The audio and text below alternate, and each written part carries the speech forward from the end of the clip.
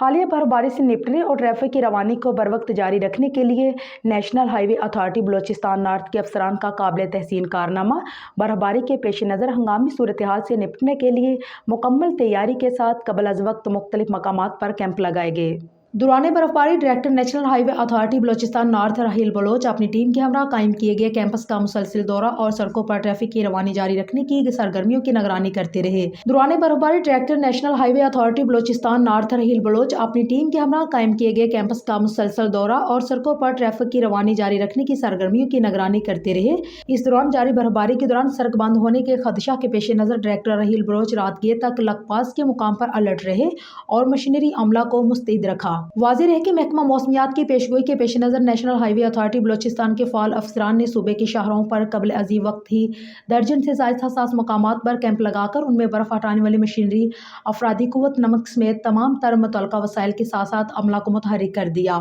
اور national high وے authority کے افسران مسلسل ان کیمپوں کا دورہ کر کے جاری سرگرمیوں کی نگرانی بھی کر رہے ہیں۔